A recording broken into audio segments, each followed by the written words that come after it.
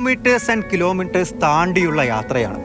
മരുഭൂമി പോലെ തോന്നുന്ന നോക്കൂ, ഇതുപോലത്തെ വിളവെടുത്ത ഗോതമ്പ് പാടങ്ങളും താണ്ടി ഇതിനൊക്കെ ഇടയിൽ എവിടെയോ ഉള്ള പച്ചക്കറി കൃഷി തേടിയുള്ള യാത്ര.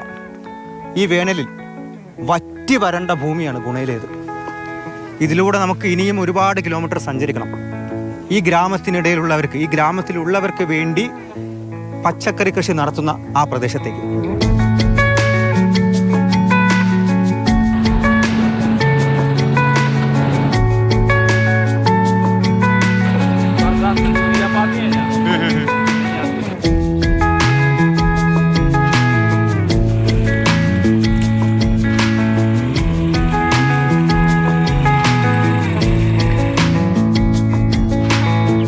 ഗോതമ്പ് പാടങ്ങൾ കടന്നു വന്നു കഴിഞ്ഞാൽ മരുപ്പച്ചയെക്കാട്ടിലും മനോഹരമായിട്ടുള്ള ദൃശ്യമാണ്.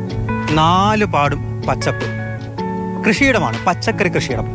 ഈ ഗുണയിലെ ഗ്രാമവാസികൾക്ക് വേണ്ട പച്ചക്കറികളിലെ പ്രധാന പങ്കും ഇവിടെ നിന്നാണ് ഉൽപ്പാദിപ്പിച്ച് ഗ്രാമത്തിലേക്ക് പിന്നീട് കൊണ്ടുപോകുന്നത്.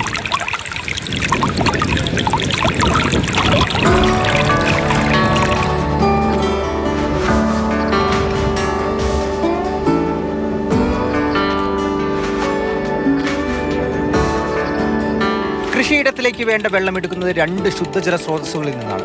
കൃഷിയിടത്തിന് പുറകുവശത്ത് സമീപത്തെ അണക്കെട്ടിൽ നിന്ന് വെള്ളം ഒഴുകിയെത്തുന്നുണ്ട്. അവിടെ നിന്ന് പൈപ്പിട്ട് ചാലുകീറി വെള്ളം ലഭ്യമാക്കും. കൃഷിയിടത്തിന് സമീപത്തായി മറ്റൊരു കുളവുമുണ്ട്. 5 തരം പച്ചക്കറികളാണ് ഈ നിലത്തിൽ ഇവിടെയുള്ളവർ കൃഷി ചെയ്തെടുക്കുന്നത്. അതിൽ ചുരക്കയുണ്ട്, പാവയ്ക്കുണ്ട്, അതുകൂടാതെ മത്തങ്ങ, പടവലങ്ങ, അതുപോലെ വെള്ളരിക്കയുണ്ട്, അതുപോലെ പാലക്കിൻ്റെ, ചീരയുടെയും കുറച്ചധികം വെറൈറ്റികൾ ഈ ഭൂമിയിൽ, ഈ നിലത്തിൽ ഇവർ കൃഷി ചെയ്തെടുക്കുന്നു. എല്ലാം ഈ ഗ്രാമവാസികളുടെ സ്വന്തം ആവശ്യത്തിന് വേണ്ടി മാത്രമാണ്.